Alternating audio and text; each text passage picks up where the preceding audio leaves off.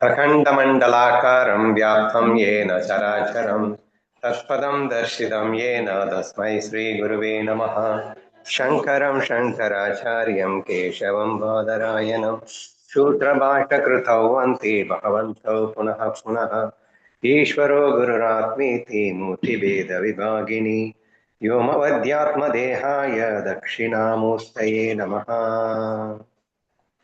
பவித்ர இந்திரியானின் அதிகரையில் அமர்ந்து கொண்டு மௌலி ஞானேஸ்வர் மகாராஜின் பேரொருளால் அஷ்டாவக்ர கீதை 18வது அத்தியாயம் 8வது ஸ்லோகம் போது நாம் காண வேண்டியது. இதுல என்ன சொல்லியிருக்கார்?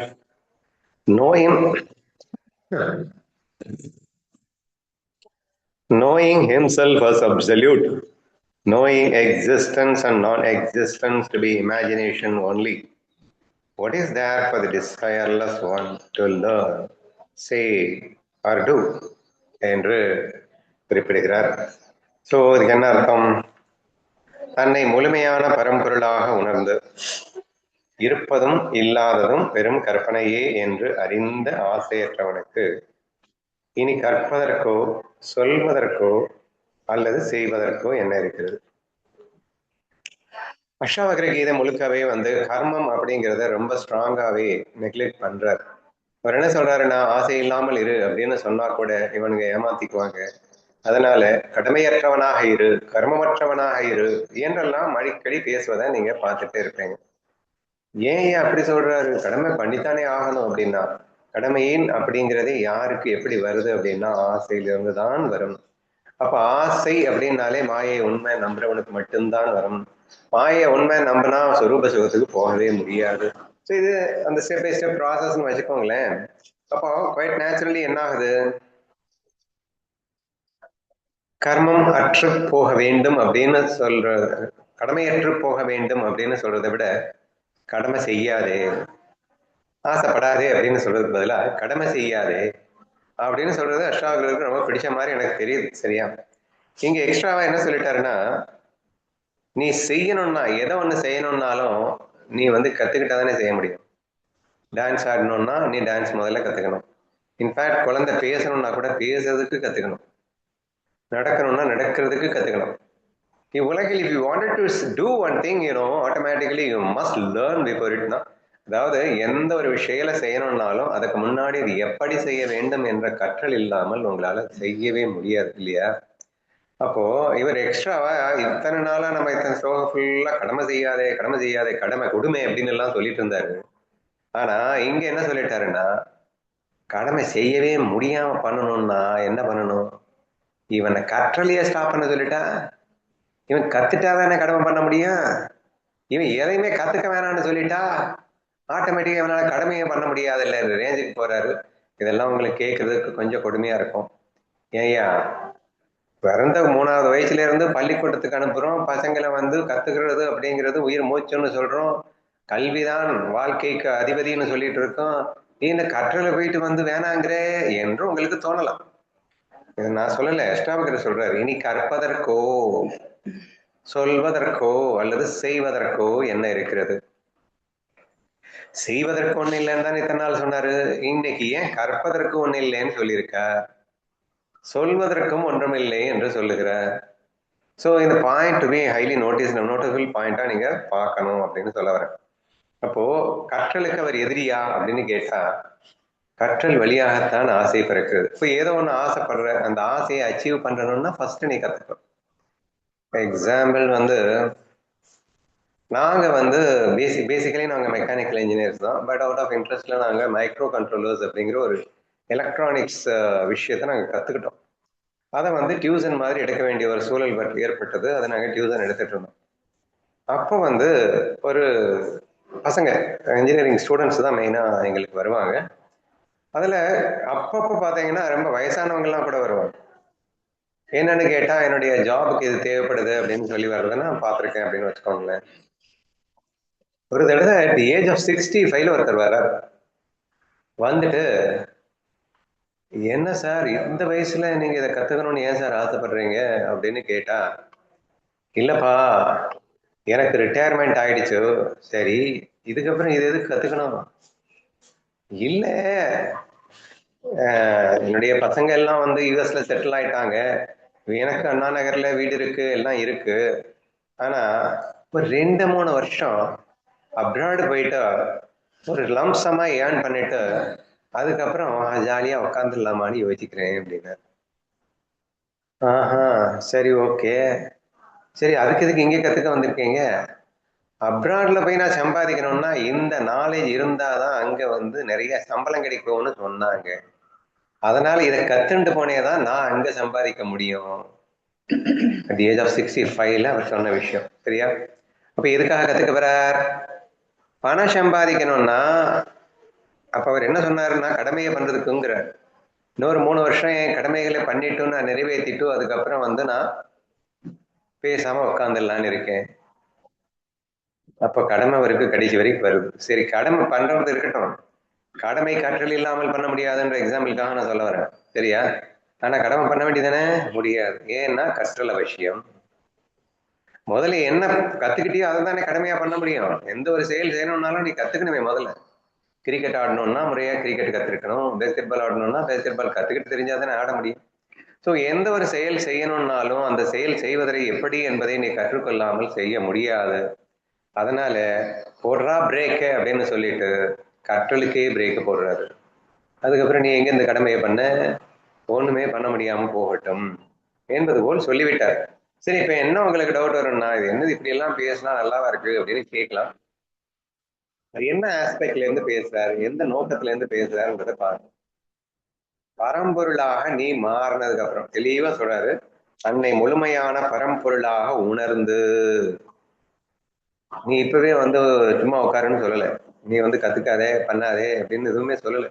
நீங்க கற்றலுக்கு நிப்பாட்டு அப்படின்னு சொன்னா நம்ம கத்துக்கிட்டு இருக்கோமே. இப்ப டெய்லி உட்காந்துக்கிட்டு 10 மணில இருந்து 11 மணி வரைக்கும் என்ன பண்ணிட்டு இருக்கோம்? இதுவும் கற்றல் தான் இல்லையா? அப்ப கற்பதை ஸ்டாப் பண்ணு அப்படின்னு சொன்னா ஆன்மீக கற்றலுக்கும் அது பொருந்தும் அப்படின்றத புரிஞ்சுக்கணும். ஓகேவா? அதையும் பல இடங்கள்ல சொல்லியிருக்காரு. You should not continue the practice of spirituality for long again and again. அதையே நீ கண்டினியூ பண்ணிட்டு இருந்தாலும் அது உனக்கு டேஞ்சர் அப்படிங்கிற விஷயத்தையும் பல இடங்கள்ல சொல்லிட்டு தான் இருக்கார். ஸோ எந்த கண்டெக்ட்ல சொல்றாரு அப்படிங்கறத நீங்க புரிஞ்சுக்கோங்க. ஃபர்ஸ்ட் லைன்ல தெளிவா சொல்லியிருக்கு, தன்னை முழுமையான பரம்பொருளாக உணர்ந்து. அப்படி உணரும் போது என்ன ஆகும்? நான் அடிக்கடி 2 விஷயத்த சொல்லியிருக்கேன். Once if you understand the world is maya, automatically you will realise that you are that Paramatma அப்படின்னு சொல்லியிருக்கோம். அல்லது if you realise that you are Paramatma, automatically you will realise the world is maya. இப்ப இந்த கண்டெக்ட்ல என்ன வருது? நீ பரமாத்மா என்று உணர்ந்தா நேச்சுரலி உலகம் என்னவா தெரியும்? மாயையா தெரியும். அடுத்த வரையில போடுறாரு, இருப்பதும் இல்லாததும் வெறும் கற்பனையே. கற்பனை தான் மாயன்னு நம்ம அடிக்கடி சொல்லிட்டே இருக்கோம் இல்லையா? ஸோ அகெயின் பிரம்மம் சத்யா ஜெகத் நித்யான்றத ஃபர்ஸ்ட் லைன்ல போட்டார். சரி, இங்க இருப்பதும் இல்லாததும் வெறும் கற்பனையே அப்படின்னா என்ன அர்த்தம்? What ever you see in this world, அது எல்லாமே உண்மையிலே இல்லை. அது இருப்பதுன்னு மட்டும் சொன்னா போதும் இல்ல, இல்லாததும் அது கற்பனையே என்ன அர்த்தம்? இப்போ அந்த இடத்துல சொம்பு இருக்கா இல்லையான்னு கேட்கிறேன். அந்த சொம்பு இல்லை அப்படின்னு சொல்றேன். சொம்பு இல்லைங்கிறத கற்பனையால தான் சொல்ல முடியும். கற்பனையே இல்லைன்னா அங்க சொம்பு இல்லைன்னு எப்படி சொல்லுவேன்? அங்க சொம்பு இருக்கு, கற்பனை. அங்க சொம்பு இல்லை, கற்பனை. And if you don't have the Kalpana, you will not say anything like சொம்பு இருக்குன்னு சொல்ல மாட்டேன், இல்லைன்னு சொல்ல மாட்டேன். நீயா இருப்ப, அவ்வளவுதான். இங்க நான் இருக்கிறேன் அப்படின்னு நீ சொல்லிட்டாலே அது ஒரு கற்பனை. அகம் பிரம்மாஸ்மிங்கிறது கற்பனை, நான் பிரம்மங்கிறது கற்பனை, நான் இருக்கேங்கிறது கற்பனை. எக்ஸிஸ்டன்ஸ்னா எக்ஸிஸ்டன்ஸா இருக்கணும். No need to think I am that அப்படின்னு நீ சொல்லக்கூடாது. ஐ ஆம் தட்ங்கிறது நாலேஜ். அது நாலேஜா நீ மாறிடணும். நீ நாலேஜ்லயே இருக்கக்கூடாது. ஐ ஆம் தட்னு சொல்லிட்டு இருக்கக்கூடாது இல்லையா?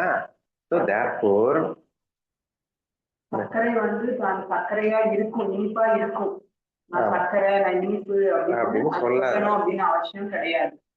Yeah, exactly. So similarly, நீங்க என்ன சொல்றாரு? இருப்பதும் இல்லாததும் வெறும் கற்பனையேன்னா, அப்ப இல்லாதது போய் எப்படிங்க கற்பனைங்கிறாரு அப்படின்னா, இல்லைன்னு நினைக்கிறே இல்ல, அதனாலதானே இல்லைன்னு உனக்கு தோணுது. அப்ப இல்லைன்னு ஃபீல் பண்றதும் ஒரு கற்பனை தான், இருக்குன்னு ஃபீல் பண்றதும் ஒரு கற்பனை தான். இப்ப இந்த பாடி அப்படின்னு நீ ஃபீல் பண்றதும் கற்பனை தான், நான் பாடி இல்லைன்னு ஃபீல் பண்றதும் கற்பனை தான். நான் பாடிங்கிறது அஞ்ஞான கற்பனை, நான் பாடி இல்லைங்கிறது ஞான கற்பனை. ஆக மொத்தத்துல ரெண்டுமே கற்பனை தானே. நீர்வச்சனீயம் சொல்லிருந்தாமா? கற்பனை இது வந்து பாசிட்டிவ் நெகட்டிவ். இல்ல இருப்பதும் இல்ல இல்லாததும் இல்ல. இப்ப நான் பாடி இல்ல, நான் மைண்ட் இல்ல, இப்ப நம்ம பேசிட்டு இருக்கோம். எதை வச்சு பேசிட்டு இருக்க? புத்தியை வச்சு தானே பேசிட்டு இருக்க, கற்பனை வச்சு தானே பேசிட்டு இருக்க. நான் பாடி இல்லை, நான் மைண்ட் இல்லை. நீ ஆன்மாங்கிறது ஃபீல் பண்ணிட்டு அதோட இருக்க வேண்டியதானே. நான் பாடி இல்லை மைண்ட் இல்லைன்னு சொல்லிட்டு இருக்க வேண்டிய என்ன அவசியம் இருக்கு? ஸோ அந்த மாதிரி நீங்க ஃபீல் பண்ணா I can able to understand that why is telling that இருப்பதும் இல்லாததும் வெறும் கற்பனையேன்னு ஏன் சொன்னாருன்றது புரிஞ்சிடும். சரியா? சரி, இப்படி நீ புரிஞ்சுக்கிட்டு இதை மாயான புரிஞ்சுக்கிட்டா ஆட்டோமேட்டிக்கா ஆசை இல்லாம போயிடும். அப்படி ஆசை அற்று போயிடுச்சுன்னா ஆட்டோமேட்டிக்காவே கடமை வராதுன்னு சொன்னேன்ல. கடமை வரலைன்னா கற்றுக்க வேண்டிய அவசியம் வராதுல்ல. இப்ப போயிடலாம் 65 வயசு கிழவனுக்கு, அவருக்கு ஆசை இல்லைன்னு வச்சுக்கோங்க. அவருக்கு இப்ப வந்து சம்பாதிக்க வேண்டிய கடமை வந்திருக்காரு. சம்பாதிக்க வேண்டிய கடமை இல்லை அப்படின்னா என்கிட்ட கத்துக்கவும் அவர் வந்திருக்க மாட்டார். அப்ப கற்றல் என்பதே கடமை செய்ய வேண்டும் என்பதும் போதுதான் வருகிறது. ஆசையற்றவனுக்கு கடமை போய்விடுகிறது. கடமையே போனவனுக்கு கற்றல் அவசியம் என்ன என்ற ரீதியிலே நீங்கள் புரிந்து கொள்ள ட்ரை பண்ணினா ரொம்ப ஈஸியா புரிஞ்சுக்கலாம் அப்படின்னு நினைக்கிறேன். இன்னொன்னு என்ன சொல்லிட்டாருன்னா, சொல்வதற்கோ அப்படின்னு சொல்லியிருக்கார். செய்வதற்கோ சொல்வதற்கோ அடுத்த 2 வரியா, கற்பதற்கோ செய்வதற்கு தான் நம்ம பார்த்தோமே. இப்ப சொல்வதற்கோ என்ன இருக்கிறது அப்படின்னு சொல்லியிருக்கு. சொல்வதற்கு அப்படின்னு சொன்னா கற்றல் அப்படின்றது சொல்வாயிலாக என்றோம்னு சொல்லலாம். வேற சொல்வதற்கு அப்படிங்கிறது என்ன சொல்லலாம்? நான் இப்போ தட்சிணாமூர்த்தி வந்து அங்க ஏதாவது ஒண்ணு விளக்குறதுக்குன்னா பேச்சு அவசியம். உன்னை பத்தி விளக்கணும் அப்படின்னா அதுக்கு பேச்சு அவசியம் தான். இப்போ அந்த பிரம்மத்தை பத்தி சொல்றதுக்கு தானே பிரம்மமா இருக்கான் அப்படிங்கும்போது சனத்குமாரர்கள் வந்து தர்க்கம் பண்ண வர்றாங்கல்ல. இப்போ தட்சிணாமூர்த்தி என்ன பண்றாரு, அதை விளக்கணும்னு, அதாவது சப்த கண்டனம் அப்படின்னு எடுத்துக்கிறேன். அந்த இடத்துல வந்து விளக்கணும். இந்த மௌனமா இருந்தாலே போதும், தனக்குள்ள இருக்கக்கூடிய மௌனம் தானா வெளிப்பட போகுது சனத்குமாரர்களுக்கு. அப்போ வந்து பேச்சு அப்படிங்கிறது வந்து இங்க இங்க தேவையே இல்லை. இந்த ஞானத்தை பத்தி சொல்லிதான் புரிய வைக்கணும் அப்படின்னு விளக்குறதுக்கோ எதுக்கும் அவசியமே இல்லை சப்தம் அப்படிங்கிற மாதிரி அண்டர்ஸ்டாண்ட் பண்ணிக்கிறேன். அதான் நான் முதல்ல சொன்னேன்ல, கற்றல் எப்படி வரும்? ஆசிரியர் சொன்னால்தான் வரும். ஆசிரியர் சொல்றது அப்படிங்கிறது தான் இங்க கற்றல் அப்படிங்கிறதா மாறும். இப்ப நான் வந்து உங்ககிட்ட பேசுறேன், இது சொல்றது. எதுக்காக நீங்க வந்து எல்லாரும் வந்திருக்கீங்க? கற்றுக்கொள்வதற்காக வந்திருக்கீங்க. அந்த கற்றல்ங்கிற செயல் நான் சொல்லாம நடக்குமா? நான் சொன்னாதான் உங்களுக்கு கற்றல்ங்கிற செயலே நடக்கும். அப்போ கற்றல்ங்கிற செயலே இல்லைன்னா ஆனா சொல்லுதல்ங்கிற வேலை இல்லை. இல்லை, இங்க சொல்லுதல் அப்படிங்கிற வேலையும் இல்லை, கற்றல்ங்கிற வேலையும் இல்லை, கடமைங்கிற வேலையும் இல்லை, செய்யறதுங்கிறது இல்லை, எதுவுமே இல்லப்பா.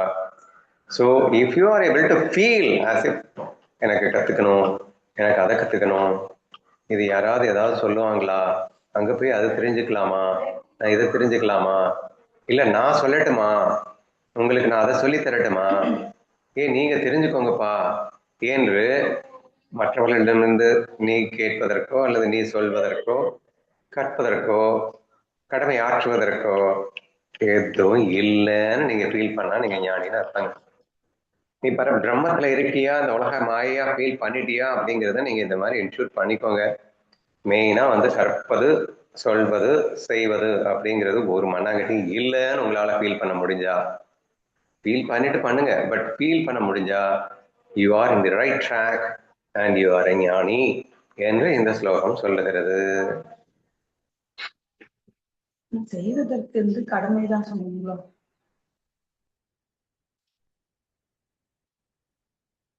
Okay, next one. Knowing for certain that all is self, the sage has no trace of thoughts such as I am this or I am not that. அனைத்தும் ஆன்மாவே என்பதை உறுதியாக அறிந்த ஞானிக்கு நான் இது என்றோ அல்லது நான் அதுவல்ல என்றோ எழும் எண்ணங்களின் சுவடு கூட இருப்பதில்லை. அகம் பிரம்மாஸ்மி, நேத்தி ரெண்டையுமே சொல்லியிருக்கார். சரியா? நான் இது அப்படின்னு சொன்னா என்னது? ஐ ஆம் தட், அகம் பிரம்மாஸ்மி, நானே பிரம்மம் அப்படின்றது ஒரு தாட். ஓகேவா? அப்புறம் இதுவல்லங்கிறது நான் உடல் அல்ல, நான் மனம் அல்ல, நான் புத்தி அல்ல, நான் இந்த உடல் உலகங்கள் அல்ல, நான் விஷயங்கள் அல்ல அப்படின்னு சொல்லிட்டு you should try to understand that I'm not that, I'm not that, I'm not that அப்படிங்கிறதும் ஒரு ஞான பயிற்சியாக சொல்லப்படுகிறது. இன்னொரு ஞான பயிற்சி அகம் பிரம்மாஸ்மி, அகம் பிரம்மாஸ்மி என்று ஒரு ஞான பயிற்சி அளிக்கப்படுகின்றது. இப்படி ஒரு 2 ஞான பயிற்சி இருக்குங்கிறது எல்லாருக்கும் தெரியும். அதான் இங்க வந்து அஸ்து நஸ்து அப்படின்னு பிராக்டிஸ் அப்படின்னு சொல்லி டிஃப்ரெண்டா போட்டுருந்தீங்க. இதுல வந்து ஒண்ணு அஸ்து அப்படின்னு நினைச்சு பிராக்டிஸ் பண்ணணுமா, இல்லைன்னா நாஸ்து அப்படின்னு நினைச்சு பிராக்டிஸ் பண்ணணுமா? நான் அது இல்ல அப்படின்னு. அஸ்து சொன்னாலும் அது பயிற்சி தான், நாஸ்து சொன்னாலும் அதுவும் பயிற்சி தான் அப்படின்னு சொல்லி. ஆனா இந்த 2 பயிற்சியோட எண்டு ஆமா 2 பயிற்சி இல்லாம இருக்கிறது. என்ன அழகா இவர் எக்ஸ்பிளைன் பண்ணிருக்காரு பாரு. இவ்விரண்டும் எண்ணங்கள் அப்படின்னு தானே அர்த்தம். பிரம்மாஸ்மியும் சரி, நான் உடல் அல்ல மனசல்ல அப்படின்னு சொல்றதும் சரி, இரண்டுமே தாட்ஸ் தான் இல்லையா? சோ நான் இதுவல்ல என்றோ எழும் எண்ணங்களின் சுவடு கூட அங்கே இருப்பதில்லை. சோ நீ பிரம்மத்துல இருக்க, நீ பிரம்மத்துல லயிச்சிட்ட, நீ பிரம்மமாவே மாறிட்ட அப்படின்னு சொன்னா, அப்ப நான் பிரம்மம்னு அங்கே சொல்ல வேண்டிய அவசியம் என்ன இருக்கு? இல்ல நான் அதுவும் இல்லை இதுவல்லன்னு சொல்ல வேண்டிய அவசியம் என்ன இருக்கு? இப்போ பிரம்மமாக மாறிவிட்டவன் கண்டிப்பாக இதை செய்வதில்லை. அந்த இடத்துல இது இருக்காதுன்னு சொல்ல வர. அப்போ நான் இன்னமும் உடல் அல்ல மனசல்ல புத்தி அல்லன்னு பேசிட்டு இருக்கேன் அல்லது நினைச்சிட்டு இருக்கேன், அகம் பிரம்மாஸ்மி மெடிடேஷன் பண்ணிட்டு இருக்கேன், இன்னும் நீ ஞானி ஆகல,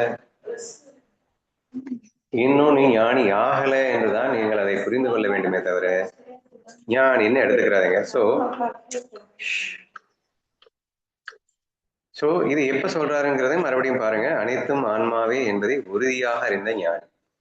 சோ நீ பிரம்மத்துல முழுசா லீனமாயிட்ட அப்படின்னா, பிரம்மமாவே மாறிட்ட அப்படின்னா, அங்க எந்த பிராக்டிஸும் இருக்காதுன்னு சூசகமா சுட்டி காட்டுறாரு. நிறைய இடங்கள்ல சுட்டி காட்டிட்டாரு, மறுபடியும் இந்த இடத்துல சுட்டி காட்டுறாரு. There is no practice after that if you realize who you are. நான் யாருன்னு உணர்ந்ததுக்கு அப்புறம் நீ வந்து எதுவுமே அங்க செய்ய மாட்ட. முதல்ல சொல்றதுக்கோ செய்யறதுக்கோ பேசுறதுக்கோ என்ன இருக்குன்னு கேட்டாரு. இங்க என்ன சொல்றாரு? எண்ணங்களுக்கே இடம் இல்லைன்ட்டாருங்க. ஏங்க சொல்லணும்னாலும் செய்யணும்னாலும் எதை செய்யணும்னாலும் ஃபர்ஸ்ட் பேசிக்கலி எண்ணத்தை வச்சுதான் செய்யணும். ஆனா எண்ணங்களுக்கே இடம் இல்லை. ஏன்னா எண்ணங்கள் இல்லைனாலும் நீ இருப்பங்கிற அந்த ஃபீல்டு வந்துட்டேன். எண்ணங்கள் தான் நான் ஒரு கேவலமான நிலையில நம்ம இல்லை இப்போ. ஸோ அதை தாண்டி நம்ம போயிட்டோம் அப்படிங்கிறதுனால அதை பத்தி நமக்கு கவலை இல்லை அப்படின்றத நம்ம புரிஞ்சுக்கலாம். ஓகேவா? So it's very easy to understand. மெயினா வந்து நீங்க என்ன இதுல எடுத்துக்கணும் அப்படின்னா, practice should be nullified once if you achieve the ஞானா. அங்க பிராக்டிஸ்ன்றது இருக்காது. நான் அகம் பிரம்மாஸ்மி பிராக்டிஸ் பண்ணிட்டே இருக்கேன், இன்னும் வந்து அந்த ஃபீல் வரல அப்படின்னா நீங்க இன்னும் வந்து முழுசா போகலைன்னு அர்த்தம். ரெண்டாவது, இந்த பிராக்டிஸ் ஏன் சொல்றாரு, ஏன் அகம் பிரம்மாஸ்மி பண்ண வேணாம், ஏன் உடல் நான் மனம் புத்தி அல்லன்னு சொல்ல வேணாம் அப்படிங்கிறாருன்னா, ஒரு விஷயம் நான் உடல் அல்ல, நான் உடல் அல்லங்கிறது சப்தமா அல்லது நான் உடல் அல்லங்கிறது ஃபீலிங்கா? அகம் பிரம்மாஸ்மி இது சப்தமா அல்லது அது ஃபீலிங்கா? ஃபீலிங்கா இருந்தா சப்தத்துக்கு அவசியம் இருக்கா? சப்தமா இருக்கிற வரைக்கும் தான் ஃபீலிங் இல்லாம இருக்கும். ஒண்ணு இல்லைங்க, I am Srikanth. I am Srikanth அப்படிங்கிறத நான் ஃபீல் பண்ணிட்டு இருக்கேன். So I am feeling that I am Srikanth. So when I already feel that I am Srikanth, then is it necessary that I should say that repeatedly? I am Srikanth, I am Srikanth, I am Srikanth. நான் சொல்லணுமா? சொல்லுவேனா? சொல்லுவானா யாராவது? So it is impossible. ஏன்னா because I know that I am Srikanth இல்லையா? நான் ஸ்ரீகாந்த்ங்கிறத நான் அனுபவிச்சுட்டு இருக்கேன். நான் ஸ்ரீகாந்த்ங்கிறத அனுபவிச்சுட்டு இருக்கும்போது அதை சொல்லணும்ன்றது அவசியம் இல்லைன்றது புரியுதா? அப்போ அது எண்ணங்களா இருக்கின்றப்போ அது அனுபவத்துல இல்ல. அனுபவமா இருக்கும்போது எண்ணங்களுக்கு அவசியம் இல்லை.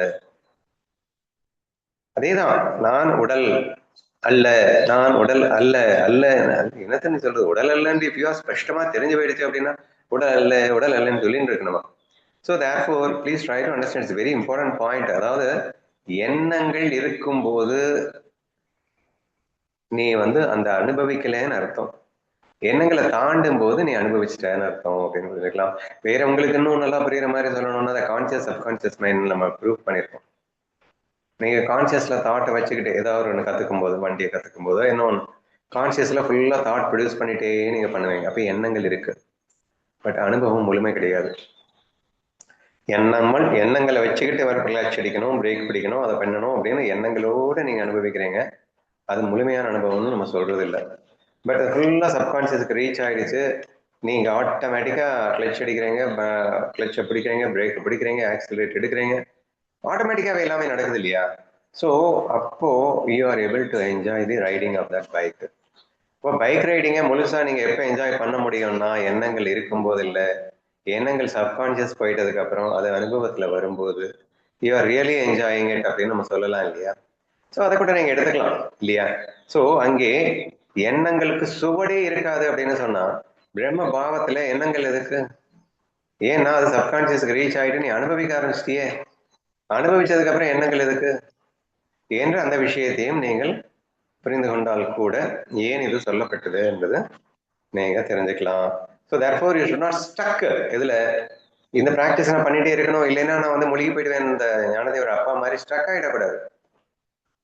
நான் பிரம்மம்னு சொல்லிக்கிட்டே இல்லைன்னா இந்த மாயா உலகம் என்ன அழிச்சிடும் அப்படின்னு வந்து அவங்க அப்பா வந்து அந்த மகன் கிட்ட சொல்றாரு ஞானதேவர் கிட்ட.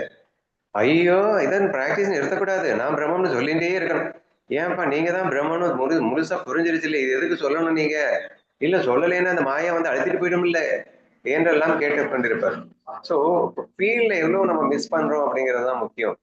ஸோ நம்ம அந்த கான்சியஸ் சப்கான்சியஸ் கிளாஸ்லயே நான் உங்ககிட்ட சொல்லியிருக்கேன், ஒருத்தன் வண்டி கத்துக்கிறதுக்கு 1 மாசம் ஆகுது, ஒருத்தனுக்கு 3 மாசம் ஆகுது, ஒருத்தனுக்கு 2 நாள்ல முடியுது. ஹவ் அப்படின்றதுக்கு என்ன ஆன்சர் கொடுத்துருக்கோம்? And in what feeling had he is learning அப்படிங்கறத நம்ம சொல்லியிருக்கோமா இல்லையா? நான் டைப் ரைட்டிங் 6 மாசமா கத்துக்கிட்டேன், ஆனா 10% தான் கத்துக்கிட்டேன். ஒருத்தன் 12 நாள்ல ஹை ஸ்பீட் வரைக்கும் அடிச்சா, கதை சொல்லியிருக்கேனா இல்லையா? How that very simple that what are kind of feel he had. அதை கற்றுக்கொள்ள வேண்டும் என்பது ஒரு எக்ஸ்ட்ரீம் ஃபீலோட, முழுமையான பாவத்தோட.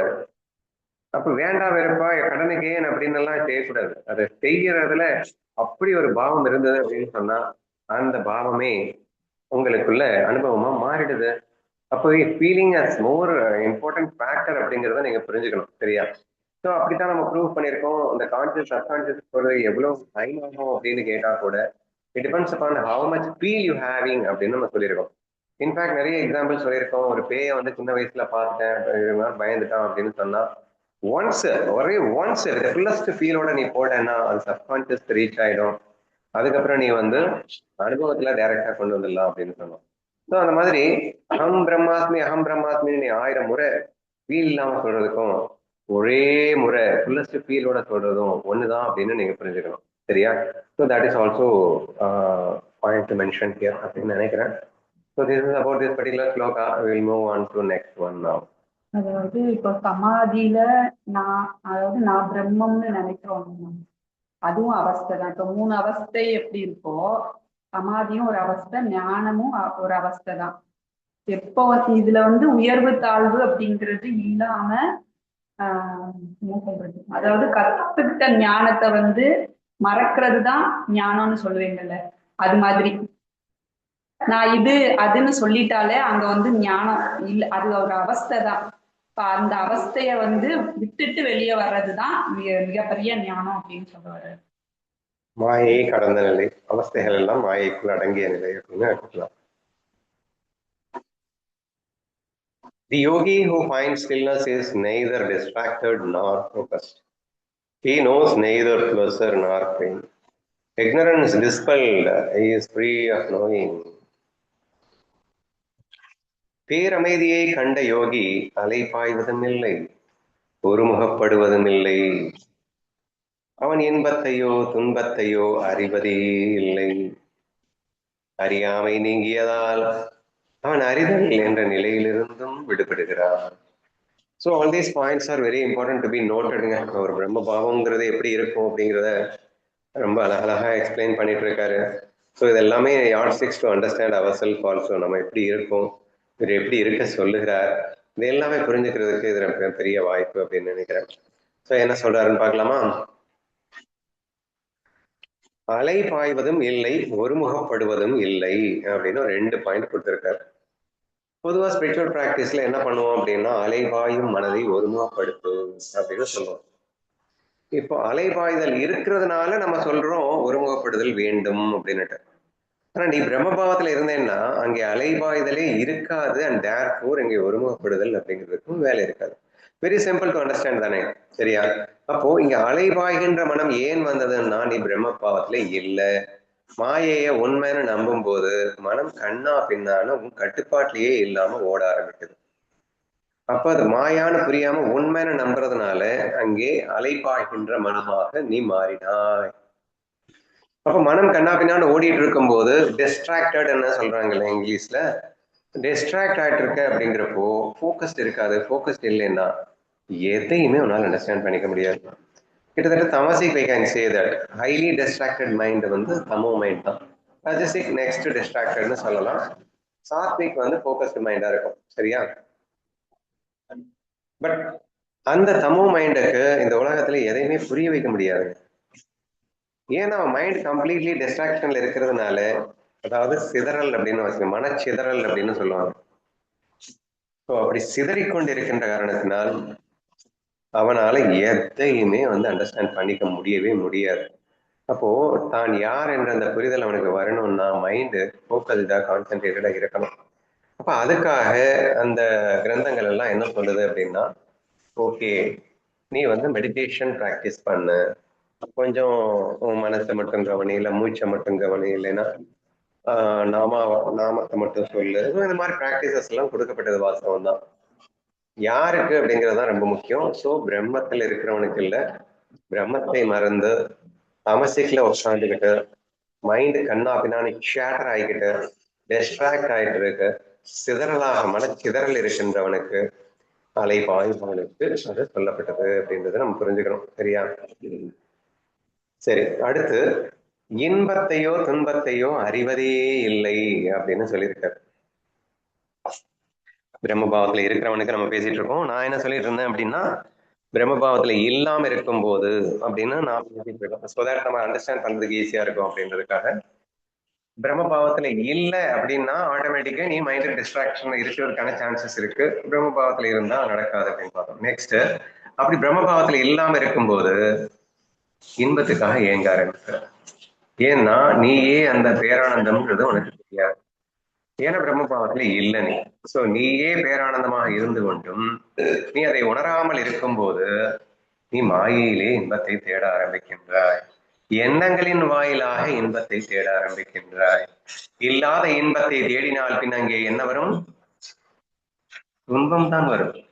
அப்ப இல்லாத இடத்திலே இன்பத்தை தேடி அலைவதால் விளைவாக துன்பத்தை அடைகிறாய். இப்படி இன்ப துன்பத்தை அடையும் நிலை ஏன் வந்தது என்று கேட்டால், நீ பிரம்மத்தை மறந்து எண்ணங்களிலே சுகம் காண எத்தனித்ததால் அது நேர்ந்தது. அப்ப அப்படியே உள்டாவா போயிடுங்க. இப்போ பிரம்மபாவத்துல அது சுயஸ்வரூபமாக சுகானந்தமாக சுவானந்தமாக பிரம்மானந்தமாக அது பெர்மனண்டா ஒளி வீசிக் கொண்டிருக்கும் போது அது எண்ணங்களிலே சுகம் தேட வேண்டுமோ? தேடாது. அப்போ எண்ணங்களில் சுகமே தேவையில்லை அப்படின்னா அது கிடைக்கலன்னா துக்கமும் வராது. சுகம் தேடினால்தானே சுகம் கிடைக்கவில்லை என்ற போது துக்கமாக மலர்கிறது அது. ஆனால் இன்பத்தை தேடாதவனுக்கு துன்பமும் வருவதில்லை. யாதனின் யாதனின் நீங்கியான் நோதல் அதனின் இளன் என்றான் வள்ளுவன். எதிலெல்லாம் இன்பம் இருக்கின்றது என்று நினைத்துக் கொண்டு நீ அதில் முக்கி போராடி கொண்டிருக்கின்றாயே, அதில் இன்பம் இல்லை என்று உணர்ந்தார். அதை வேண்டாம் வேண்டாம் என்று சொல்லிக் கொண்டு வந்தால் அதனால் வருகின்ற துன்பம் உனக்கு இல்லை என்று வள்ளுவன் சொன்னான் என்பதை நாம் புரிந்து கொள்ளும் போது இதை மிக சுலபமாக உணர முடிகிறது அப்படின்னு எடுத்துக்கோங்க. அடுத்து என்ன சொல்ற? அறியாமை நீங்கியதால் அறிதல் இல்லை. இதுக்கு ஒரு எக்ஸாம்பிள் வந்து, இப்போ விளக்கு வந்து விளக்கே நல்லா சுடர் விட்டு எரிஞ்சிட்டு இருக்கு. விளக்கு வந்து தன்னையே குளிர வச்சுக்கணும் அப்படின்னா இன்னொரு விளக்க வந்து கொண்டு வந்து பொருத்தி தான் அது தன்னைய வந்து ஜோதி ஆக்கிக்கணும்னு இல்லை. ஆல்ரெடி அது வந்து ஜோதியா தான் இருக்கு. அது மாதிரி தான் அந்த ஞானி அப்படிங்கிறவன் வந்து சுயம் பிரகாசமா இருக்கும்போது தனக்குன்னு ஒரு அறிவை வந்து வெளியில தேடிக்கணும்னு அவசியம் இல்லை. சுயம் பிரகாசமாக சூரியன் ஒளிர்விட்டுக் கொண்டிருக்கும் போது அதை பிரகாசிக்க செய்வதற்கு வேறொரு பிரகாசம் அவசியம் இல்லாதது போலே அப்படிங்கிற மாதிரி சொல்றான்னு வச்சுப்போமே. ஞானேஸ்வரியில ஃபர்ஸ்ட் ஓவியிலேயே இதுதானே வரும். ஆரத்தி கட்டுறது. இல்ல இல்ல, ஜெய ஜெய ஸ்வதம் வேத்யா. சௌந்தர்யா. ஆமா, அது வந்து சுய இந்த self illumination and known by one self alone. அதே தன்னையே தெரிஞ்சுக்கிறது, அந்த ஒன்னை மட்டும் தெரிஞ்சுக்கிட்டு இருக்கிறது, ஆத்மஸ்வரூபா. ஓம் நமோ ஆத்யா வேத பிரதிபாத்யா ஜெய ஜெய ஸ்வதம் ஜெய வேத்யா ஸ்வதம் சம்வேத்யா ஸ்ரேயஸ் என்னது சம்வேத்யா ஆத்மரூபா. ஞானேஸ்வரனுடைய முதல் ஓவியம். ஓகேவா? சரி, ஓகே. சோ நெக்ஸ்ட் வந்து அறியாமை நீங்கியதால் அவன் அறிதல் என்ற நிலையில் இருந்தும் விடுபடுகிறான். இதை கூட நீங்க சொன்னதை சொல்லலாமே. ஸ்ரீயம் என்னது? சம்வேத்யான்னா என்னது? அறிதலாகவே இருக்கின்றான் அர்த்தம். சுயம் பிரகாசம்ங்கிறது இந்த இடத்துல அறிதலாகவே இருக்கின்றான், அதாவது சுச்சிதானந்தமாகவே இருக்கின்றான் அர்த்தம். அப்போ அறியாமை அங்க இல்லவே இல்லைன்னு அர்த்தம். அறியாமையே இல்லை அப்படின்னா அறிவுக்கு வேலை இருக்கா? அறிஞ்சுக்கணும்னு ஏதாவது இருக்கா? இந்த 3 டிப்ஸுமே சூப்பராக ஈஸியா புரிஞ்சுக்கலாங்க. அலைபாய்கின்ற மனம் இல்லை, ஆதலால் ஒருமுகப்படுத்த வேண்டிய அவசியம் இல்லை. இன்பத்தில் நாட்டமில்லை, அதனால் துன்பமே இல்லை. அறியாமை அங்கில்லை, ஆதலால் அறிவை தேடுகின்ற வேலை இல்லை. ஸோ இந்த மாதிரி ஒரு 3 பாயிண்ட் நச்சுன்னு வச்சு அழகா எங்க எக்ஸ்பிளைன் பண்ணியிருக்காரு. அவர் சொல்ல வர்றது என்னன்னா, இது எல்லாமே எப்போ அப்படின்னா நீ பிரம்மத்துல இருக்கும்போது. எப்போ? பேரமைதியை கண்ட யோகி. ஸோ பேரமைதியை கண்ட யோகிக்கு அலைபாய்கின்ற மனம் இல்லை, அதனால அவன் ஒருமுகப்படுத்த வேண்டியதில்லை. இன்பத்தை நாடமாட்டான், அதனால் துன்பம் அவனுக்கு இல்லை. அறியாமை என்பது சுத்தமாக இல்லை, அதனால் அறிதல் என்ற வேலையும் அவனுக்கு இல்லை. ஸோ அந்த ஸ்டேட்டுக்கு நீ வந்துட்டியான்னு என்ஷூர் பண்ணிக்கோ அப்படிங்கிறார். So you should not worry about your mind at all, because நீ யார் என்ன பெற பிரம்மா. பிரம்ம நிலையில் இருக்கின்றவன் மனதை பற்றிய கவலையும் மனதை பற்றிய வேலையை பற்றி அவன் சிந்திப்பதே இல்லை. அந்த ஸ்டேட்டுக்கு வந்துட்டியான்னு என்ஷூர் பண்ணிக்கோ என்று சொல்ல வருகிறது இந்த பர்டிகுலர் ஸ்லோகம்.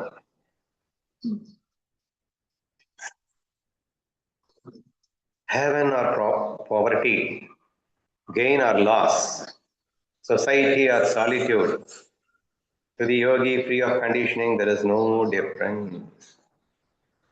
Swargamo varmayo lavamo nashtamo கூட்டமோ தனிமையோ.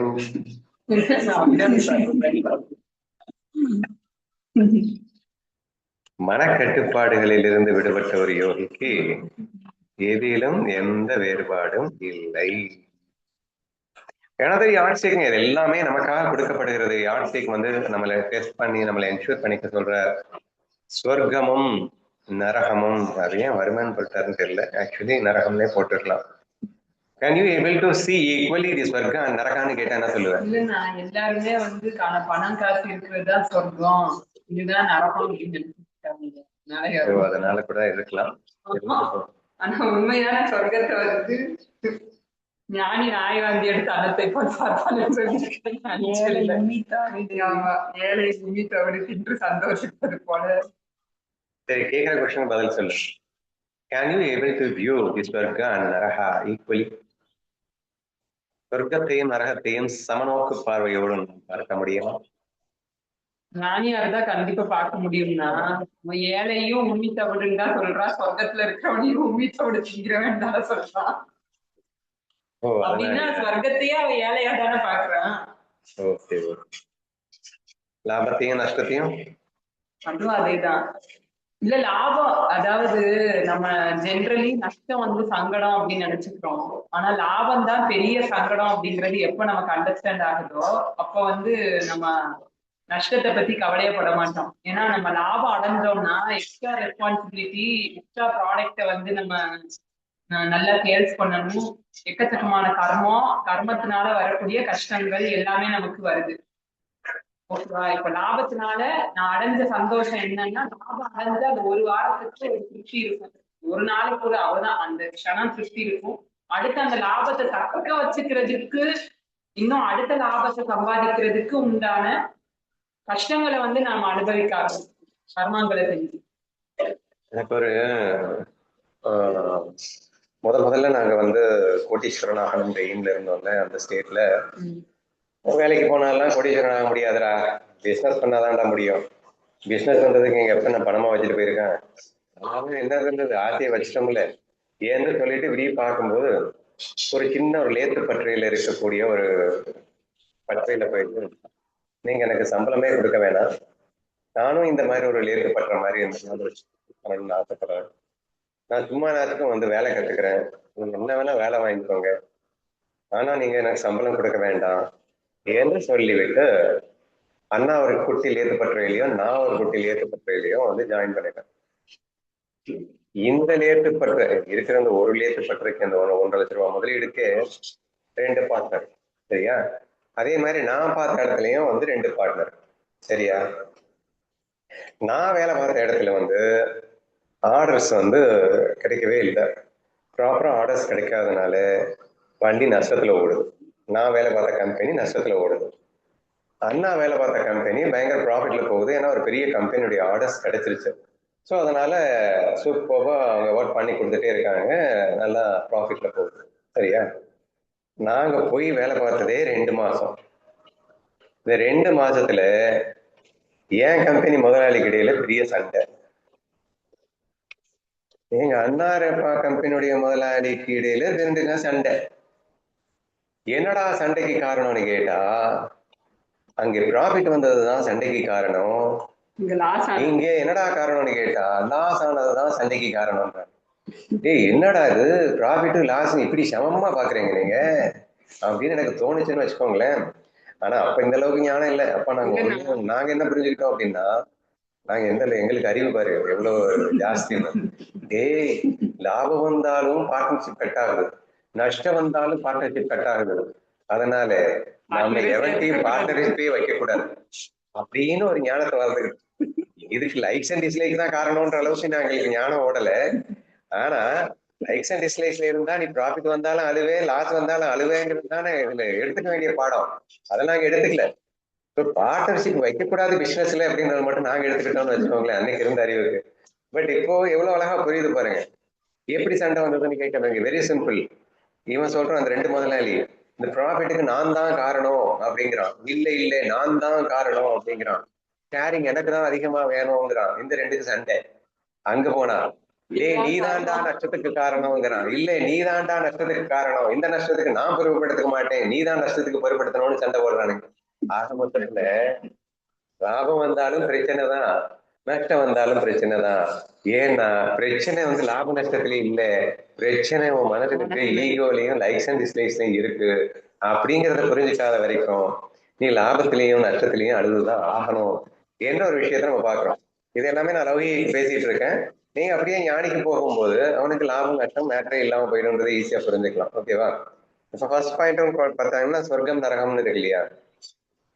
இப்ப இந்த சொர்க்கம் நரகம் அப்படிங்கறது வந்து எப்படிங்க ஈக்குவேட் பண்ண முடியும்? ஏங்க சொர்க்கம் வந்து எப்படி இருக்கும், அது என்னமா சுகமா இருக்கும், நரகம் வந்து அது பயங்கர கஷ்டமா இருக்கும்னு தானே கேள்விப்பட்டோம். சொர்க்கமும் நரகமும் ஞானிக்கு ஒண்ணுன்னு ப்ரூவ் பண்ணி, நான் இங்க லௌகிக்க ஒண்ணுன்னு ப்ரூவ் பண்ணிட்டேன், இது லாபம் நஷ்டம். இப்போ ஞானிக்கு வேணா ஒண்ணு ப்ரூவ் பண்ண முடியும், இத சொர்க்கத்தையும் நரகத்தையும். ஆனா ஒரு லௌகிக்கு நீ சொர்க்கத்தையும் நரகத்தையும் ஒண்ணு ப்ரூவ் பண்ணிடுவியா? ஆமாண்ணா, அப்படி சொன்ன பாயிண்ட் இன்னைக்கு இல்ல எக்ஸாம்பிள் சொல்லு. நம்ம இருக்கல்ல, நம்ம கிரேட் கௌரி இருக்கல்ல, அதாவது சொர்க்கமா நரகமான டிசைட் பண்றதே நீ தானடா. சோ ஒரு அற்புதமான சொர்க்கமான ஒரு புருஷன் கிடைத்தான் தான். ஆனால் அவள் சொர்க்கத்தில் இருக்கிறாள் நரகத்தில் இருக்கிறாளா?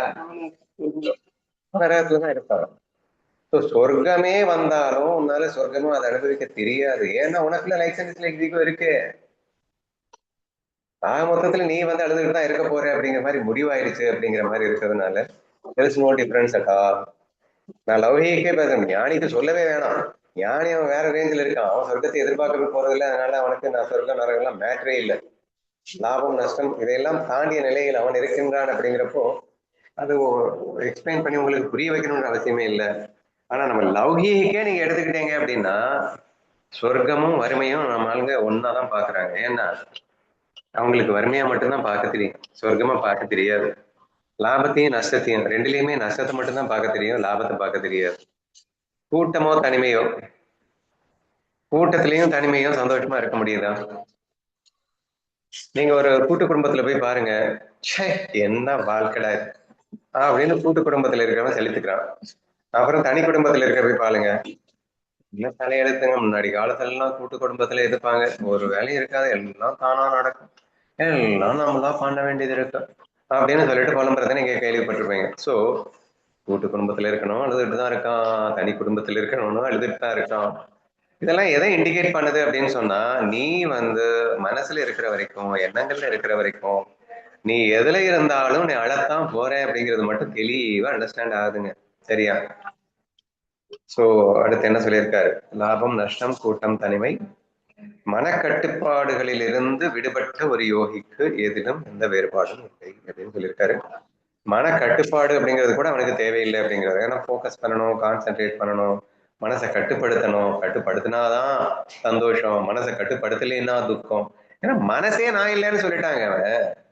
என் மனசே நான் இல்லைன்ற நிலைமைக்கு வந்ததுக்கு அப்புறம் மனசு இருந்தா என்ன, செத்தா என்ன, கட்டுப்பாடோட இருந்தா என்ன, இல்ல கட்டுப்பாடு இல்லாம இருந்தா என்ன, எப்படி இருந்தாலும் ஆக போறது ஒண்ணுமே இல்லை அப்படிங்கிறத நீங்க புரிஞ்சுக்கணும். யாருக்கு அப்படின்னா பிரம்மத்தை உணர்ந்தவனுக்கு. நீங்க இந்த மாயை கற்பனை என்று உணர்ந்தவனுக்கு கண்டிப்பா சொர்க்கம், வறுமை, லாபம், ஏன்னா இதெல்லாம் மாயை சம்பந்தம், எண்ணங்களால வர்றதுதானுங்க. சொர்க்கம் எண்ணங்களான நிரூபிச்சனா இல்லையா? ஒரு பொண்ணுக்கு அருமையான கணவன் கிடைச்சா அது சொர்க்கம்னு நினைச்சு அவர் அனுபவிக்க முடிஞ்சதா? நரகம்னு ஃபீல் பண்ண ஆரம்பிச்சிட்டா. அப்ப சொர்க்கம் எண்ணங்கள்ல தான் இருக்கு, நரகமும் எண்ணம் தான், எண்ணத்துலதான் இருக்கு. லாபம்ங்கிறதும் நீ நினைக்கிறதுல தான் இருக்கு, நஷ்டம்ங்கிறதும் நீ நினைக்கிறது தான் இருக்கு. கூட்டம் தனிமை every thing is in your thought. அது சுகம்னு நினைச்சா சுகம், துக்கம்னு நினைச்சா துக்கம் என்று எண்ணங்களால் வருகின்ற இந்த வேலை எண்ணங்களை கடந்திருக்கின்ற ஞானியை பாதிக்குமா? சோ மனக்கட்டுப்பாடுகளே தேவையற்ற ஒரு ஞானிக்கு அப்படின்னு சொல்லிட்டு பாருங்க. எண்ணங்களை தாண்டி உள்ள ஞானி அப்படின்னு எடுத்துக்கணும். அந்த ஞானிக்கு இதில் எந்த வேறுபாடும் இல்லை அப்படின்னு சூப்பரா சொல்லி முடிச்சிருக்கார். நீங்க ஒண்ணு சொல்லுவீங்கல்ல, முந்தி சிம்பிள் லைஃப் வாழ்றவனுக்கு எதுவுமே ஈஸியா எடுத்துப்பான், அது கூட எடுத்துக்கலாமா? சொர்க்கமும் நரகமும் ஒண்ணு போல எப்படி ட்ரீட் பண்ணலாம் அப்படின்னா, சிம்பிள் லைஃப்ல இருக்கிறவனால மட்டும்தான் அந்த சொர்க்கத்தையும் லைஃப்ங்கிறது வேற, ஆலி ஸ்டேஜ் அப்படின்னு சொல்றோம்னா எடுத்துக்கலாம்னு வச்சுக்கோங்க. சரி, அடுத்த ஒரு ஸ்லோகம் வேணா இன்னைக்கு படிப்போம். Religious merit, sensory pleasure, worldly prosperity, discrimination between this and that, these have no significance to the yogi, free of opposites such as I do this and this I don't. நம்ம சூப்பரா சொல்லியிருக்கார், படிக்கிறேன் தமிழ்ல. இதை நான் செய்கிறேன், இதை நான் செய்யவில்லை போன்ற இருமைகளிலிருந்து விடுபட்ட யோகிக்கு புண்ணியம், புலன் இன்பம், உலக செல்வம் மற்றும் எதையும் பிரித்தறியும் பகுத்தறிவு ஆகியவற்றிற்கு எந்த முக்கியத்துவம் இல்லை. ரொம்ப ரொம்ப எக்ஸ்ட்ரீமான ஸ்லோகமா.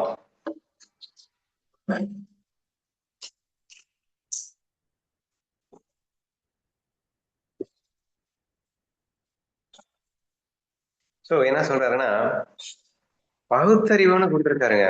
ரொம்ப ஷாக்கிங்கான ஒரு விஷயமா உங்களுக்கு தெரியும். பகுத்தறிவு இல்லைங்கிற, பகுத்தறிவு வேணாமாங்க நமக்கு?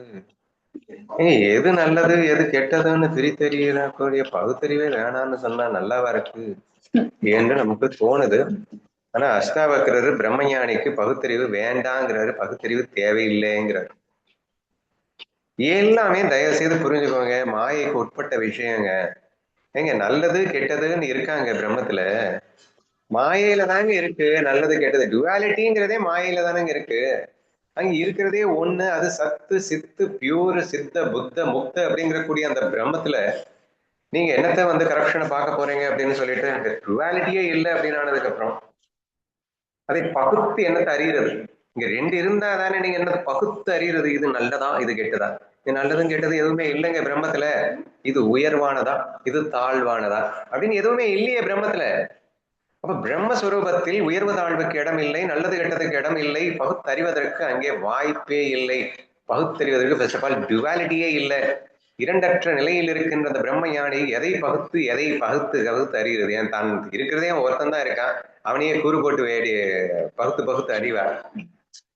ஸோ இட்ஸ் இம்பாசிபிள் அப்படிங்கிற மாதிரி நீங்க யோசிச்சு பாருங்க. ஏன்னா ரொம்ப எக்ஸ்ட்ரீம் இதெல்லாம். பகுத்தறிவுக்கே முக்கியத்துவம் இல்லை அப்படின்னு சொல்லியிருக்காரு. சரியா? நெக்ஸ்ட், உலக செல்வம் தேவையில்லை. இது எல்லாமே மாயைக்குட்பட்ட விஷயம். நீங்க புரிஞ்சுக்கிட்டீங்கன்னா ரொம்ப ஈஸியா அண்டர்ஸ்டாண்ட் ஆயிடும். புலன் இன்பங்கள், புண்ணிய பாவங்கள், இதெல்லாம் அவரே சொல்றாரு பாருங்க. நான் என்ன சொல்றது, இருமைகளிலிருந்து விடுபட்ட யோகிக்குன்னு அவரே சொல்லிட்டாரு. எப்ப டுவாலிட்டி இல்லையோ அப்போ ஆட்டோமேட்டிக்கா ரொம்ப ஈஸியா அண்டர்ஸ்டாண்ட் ஆகும் பாருங்க. புண்ணியம், புலன் இன்பம், இது எல்லாமே டுவாலிட்டி இருக்கிறவனுக்கு தான். ஏன்னா நல்லதுன்னு இருக்கு கெட்டதுன்னு இருக்குன்னா நல்லதை வந்து புண்ணியம்னு சொல்லிக்கோ, கெட்டதை வந்து பாவம்னு சொல்லிக்கோ. நல்லது கெட்டதே இல்லைன்னா புண்ணிய பாவம் எங்கேருந்து வரும்? புலன் இன்பம்னா என்ன? எனக்கு வந்து இது நல்லா இருக்கு, இது நல்லா இல்லை. ஸோ ஒவ்வொரு புலனும் வந்து புலனுகிற விஷயங்கள்னு எக்கச்சக்கமா இருக்கு. டேஸ்ட் 6 சுவைகள் இருக்கு. 6 டுவாலிட்டி இல்லை, அது 6ஆ இருக்கு. மூக்குல சுகந்தம் துர்கந்தம்ங்கிற 2 டுவாலிட்டியா இருக்கு. கண்ணுல சுந்தரம் பயங்கரம் அப்படின்னு சொல்லிட்டு ஒரு 2 விஷயமா இருக்கு. அப்புறம் என்ன இருக்கு, கடினம் கடினம் மிருது அப்படின்னு சொல்லிட்டு 2 விஷயமாக தோல்ல இருக்கு. காதுக்கு புகழிகள் அப்படிங்கிற மாதிரி 2 வச்சுக்கோங்க. இப்படி இந்த டுவாலிட்டி இருக்கிறது அப்படிங்கிறதுனால புலன் இன்பம் அப்படிங்கிறத நீங்க வந்து பிரிச்சு பார்க்க முடியும். ஏன்னா டுவாலிட்டி எதுல இருக்கு? புலன் இன்பத்துல இருக்கு. இது உயர்வு, இது தாழ்வு, எனக்கு இது பிடிக்கும், இது பிடிக்காது அப்படிங்கிறதெல்லாம் டுவாலிட்டி இருக்கிறதுனால தானே இருக்கு. ஆனா டுவாலிட்டியே இல்லாத இடத்துல புலன்களுக்கு வேலை இருக்கா? அறிவுக்கு வேலை இருக்கா? புண்ணிய பாவத்திற்கு வேலை இருக்கா? அப்படின்னு அழகா உலக செல்வம் அப்படின்னு காட்டியிருக்காரு. உலக செல்வம் கூட டுவாலிட்டிக்கு தான் தேவைப்படுதோ? ஸோ டுவாலிட்டி இருந்தாதான், இது வந்து வறுமை அப்படின்னு நினைக்கிறவனுக்கு தானே செல்வம் தேவை. செல்வம் வறுமைக்கும் டிஃபரன்ஸே இல்லாதவன், அப்படி ஒரு நிலையில இருக்கிறவனுக்கு செல்வம் அப்படிங்கிறதும் அவசியமற்று போகிறது. So it is most important thing. அங்க அவரே தெளிவா சொல்லிட்டாரு, இருமைகளிலிருந்து விடுபட்ட யோகி அப்படின்னு சொல்லும் போது அவர் காட்டியிருக்கிறது வந்து நான் செய்கிறேன் நான் செய்யவில்லை அப்படிங்கிறது மட்டும் இல்லைங்க. இருமைங்கிறது நான் செய்கிறேன் செய்யவில்லை அப்படிங்கிறதே ஒரு இருமை தான். I'm doing that, I'm not doing that. அப்ப டூயிங் தேட்ங்கிறது ஒண்ணு, நாட் டூயிங் தேட்ங்கிறது இன்னொன்னு. அப்ப டுவாலிட்டி வந்துருச்சு அப்படின்னு சொல்லலாம். நான் எல்லாத்தையுமே புலன்பக்கள்ல எத்தனை டுவாலிட்டி இருக்குன்னு காட்டினேன். செல்வம் இருந்தா அப்ப வறுமைன்னு இன்னொன்னு இருக்கா அப்படின்னு காட்டினேன். புண்ணியம் பாவம், ஸோ இது எல்லாமே டுவாலிட்டி அப்படின்னு புரிஞ்சுக்கோங்க. So it is not that. இவர் காட்டியிருக்கிறது வந்து செயலற்ற தன்மை, இந்த 2 மட்டும் அவர் காட்டியிருக்காரு. இது 2 மட்டும் இல்லை, இந்த உலகத்துல மாயையில மட்டும்தான் டுவாலிட்டி இருக்கு. அந்த டுவாலிட்டி இருக்குதான் இதெல்லாம் தேவை. புலனின்பம் தேவை, உலக செல்வம் தேவை, பிரித்தெரியும் பகுத்தறிவு தேவை, புண்ணியம் தேவை. ஸோ இது எல்லாமே டுவாலிட்டி இருக்கிற வரைக்கும் தாங்க தேவை. நீங்க டுவாலிட்டியே கடந்த பிரம்மபாவத்துக்குள்ள போனதுக்கு அப்புறம் உங்களுக்கு எதுக்கு புண்ணியம், உங்களுக்கு எதுக்கு புலனின்பம், உலக செல்வம், உங்களுக்கு எதுக்கு பகுத்தறிவு என்று மிக சுலபமாக டுவாலிட்டியை வைத்து நீங்கள் அண்டர்ஸ்டாண்ட் பண்ணிக்கலாம். அதனால யாரும் கண்டிப்பா என்ன திட்ட மாட்டீங்க, என்ன அறிவு வேணாங்கிறாரு அப்படின்லாம் சொல்ல மாட்டேங்க. அறிவு டுவாலிட்டிக்கு தான் தேவை. நம்ம பிரம்மபாவத்தில் இருக்க போறோம், நமக்கு எதுக்கு அறிவு என்று யோசித்து பாருங்கள். இப்போ இந்த புண்ணியம் சொல்லும் போது இந்த தர்மர் வந்து தர்மத்துலதான் இருப்பேன், அப்பதான் எனக்கு புண்ணியம் கிடைக்கும். அர்ஜுனன் கூட சொல்லிடுவான் போர்க்காலத்துல வந்து இவங்க எல்லாரையும் கொன்னு குவி அப்படின்னு சொன்னா, ஐயோ எனக்கு பாவம் வந்துடக்கூடாதுன்னு தான் அவன் யோசிக்கிறானே தவிர அதுவே தப்புதான். அப்ப அந்த புண்ணியம் அப்படிங்கிறது அந்த தர்மத்துல இருக்கிறது அப்படிங்கிற மாதிரி எடுத்துக்கிறேன். அப்ப அந்த புண்ணியம் அதனாலதான் தேவை இறங்கிருக்கு. தர்மம் இருக்காது. நீ சொல்றது, இவ சொல்ற எக்ஸாம்பிள் வந்து அர்ஜுனன் ஃபர்ஸ்ட் அத்தியாயத்துல பாவம் தேனி தானே புலம்புறான். பாவமே வந்துடக்கூடாது அப்படிங்கிறதே வந்து தப்பு அப்படின்னு இந்த இடத்துல சொல்றாரு.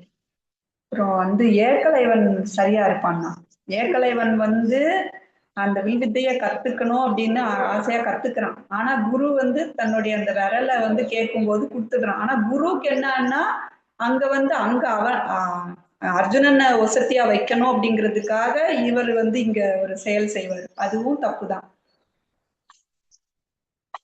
நீ பாவத்துக்கு பெஸ்ட் எக்ஸாம்பிள் இது ராதா. So, கண்ணன் தலைவலியில இருக்கான். அப்ப எல்லா 9 பட்டத்து அரசிகளா 8 பட்டத்து அரசிகளுக்கு பாடம் போகட்டேன். நாரதரும் நான் சொல்லிடுவாரு. ஆமா ஆமா. ஸோ டோட்டலி எல்லாருமே வந்து அவங்களுடைய கால் தூளியை எடுத்து கண்ணனின் தலைமையில் வைத்தால் அவன் தலைவலி நீங்கிவிடும் அப்படின்னு சொன்னா ஒரு பகவான் மேல் என் தாலியை வைத்தால் நான் பாவம் செய்தவனா விடுவேனே, அதான் பாவம் செய்தவனாடினே நரகத்துக்கு போய் விடுவேனே அப்படிங்கிற மாதிரி எல்லா ஆளுக்கு சொல்லிட்டு இருக்கும்போது ராதையை மட்டும்தான் வந்து என் கண்ணன் குணமாவதற்காக நான் எப்பேற்பட்ட நரகத்தில் வீழ்வதாயிருந்தாலும் எனக்கு அது கவலையே இல்லை என்ற ஒரு விஷயத்தை சொல்வதாக பார்க்கின்றோம். இதுல என்ன புரிஞ்சுக்கணும்னா நரகமும் சொர்க்கமும் மனதுல தானே இருக்கு. நரகத்தையே சொர்க்கமா நாங்க அனுபவிக்கணும்னு நினைச்சிட்டா இந்த நரகம் வந்து என்னன்னு ஒண்ணுமே பண்ணாது நம்மள. சரியா? So when you have that strong அது எப்போ முடியும் அப்படின்னா நீ வந்து பிரம்மத்துல இருந்தா மட்டும்தான் முடியும் அப்படிங்கிறதையும் நீங்க சேர்த்து புரிஞ்சுக்கணும். ஓகேவா? ஏன்னா ஜனக மகாராஜா இறந்த உடனே ஃபர்ஸ்ட் நரகத்துக்கு தான் அவரு போவாரு. தர்மர் வந்து அந்த தூதர்கள் இருப்பாங்க இல்லையா, வைகுண்டத்துல இருந்து பெருமாளே எங்க மாமனாரை நீங்க கூட்டிட்டு வரணும், ரொம்ப ரெஸ்பெக்ட்ஃபுல்லா கூட்டிட்டு வரணும், அவர் பரம ஞானி பரமாத்ம தத்துவத்துல இருக்கிறவரு அப்படின்னு சொல்லி விஷ்ணு அனுப்பும் போது இவர் வந்து வைகுண்டத்துல இருந்து எல்லாருமே வந்ததுக்கு அப்புறமா ஃபர்ஸ்ட் நரகத்துக்கு கூட்டிட்டு போ அப்படிங்கிறாரு. ஏன் அப்படின்னு கேட்டா, இல்ல நான் ஃபர்ஸ்ட் நரகத்துக்கு போகணும் அப்படின்னு அங்க ராம மந்திரத்தை சொல்லி அந்த நரகவாசிகள் எல்லாம் கஷ்டப்பட்டுட்டு அழுதுட்டு இருக்கிறவங்க இவர் சொல்ற அந்த ராம மந்திரத்தை கேட்டு அவங்களும் ராம மந்திரத்துல வந்து அந்த கஷ்டத்தை எல்லாத்தையுமே வந்து சந்தோஷமா அனுபவிக்க ஆரம்பிச்சிட்டாங்க ராம மந்திரத்தை சொல்லி. அந்த மாதிரி ஒரு ஸ்டோரி கேட்டிருக்கு. Okay okay.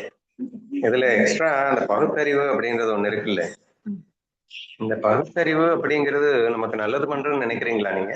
இல்லைண்ணா, இதுக்கு ஒரு எக்ஸாம்பிள் எனக்கு தோணுதுண்ணா. பகுத்தறிவுக்கு இப்போ ஆத்தையே கடக்கணும் அப்படின்னு சொல்லி கடப்பாங்கண்ணா, கடந்ததுக்கு அப்புறமா அந்த போட்டையும் சேர்த்து தலையில தூக்கிட்டு போறேன் அப்படிங்கிற மாதிரி. இப்போ எது கத்துக்கணுமோ கத்துக்கிட்டாச்சு, அதுக்கப்புறம் வந்து அதுல ஒரு ஹெட் வெயிட் இதை நான் சுமந்துட்டே இருப்பேன் அப்படின்னு. ஸோ அந்த பகுத்தறிவு அப்படிங்கிறது வந்து பகுத்தறிவாதான் நான் பகுத்தறிவா நானே தான் இருக்கேன் அப்படிங்கும்போது இதை ஒண்ணு வெயிட்டா தூக்கணும்னு அவசியம் இல்லை அப்படின்னு எடுத்துக்கிறேன் இந்த இடத்துல. கரெக்டா? எதுக்காக சொன்னேன் அப்படின்னா, எனக்கு ஒரு குரூப் இருக்கு. சரியா? ஒரு 10-50 ஃப்ரெண்ட்ஸ் எனக்கு இருக்காங்கன்னு வச்சுக்கோங்க. அதுல மேக்சிமம் அறிவாளிகள் தான் ஜாஸ்தி. ஆனா 1-2 எக்ஸாம்பிள் சொல்லணும்னா உங்க அம்மா, சோனாமா, தீபா, ஈவன் நம்ம குணவை கூட சேர்த்துக்கலாம். சரியா? இவங்கெல்லாம் வந்து வெகுலி அப்படின்னு நம்ம ஒரு பாஷையில சொல்றோம். சரிம்மா, சேர்த்துக்கலாமா ஒண்ணு? சரியா? சோ இவர்கள் அப்படிங்கிறவங்க இவங்க கிட்ட கிடைக்கக்கூடிய அந்த இம்ப்ரூவ்மெண்ட்டை, ஞான வளர்ச்சிய மிக பெரும் அறிவாளிகளாக இருக்கக்கூடிய நம்ம குரூப் மெம்பர்ஸ்ட நம்ம பார்க்கல அப்படிங்கிறது ஒரு பெரிய உண்மை. ஸோ பகுத்தறிவு யாருக்கு ஜாஸ்தி இருக்கோ அவங்களுக்கு ஈகோ ஜாஸ்தி இருக்கிறத நான் கண்கூடாக பார்த்து கொண்டிருக்கின்றேன். பகுத்தறிவு கொஞ்சம் கம்மியா இருக்கிறவங்க ரொம்ப ஃபாஸ்டா ஞானத்துல முன்னேறதையும் நான் கண்டிப்பா பார்த்துட்டு இருக்கேன். ஜஸ்ட் சொல்லணும்னு தோணுச்சு, அதையும் சொல்றேன். மீதியா நாளைக்கு பார்க்கலாமா?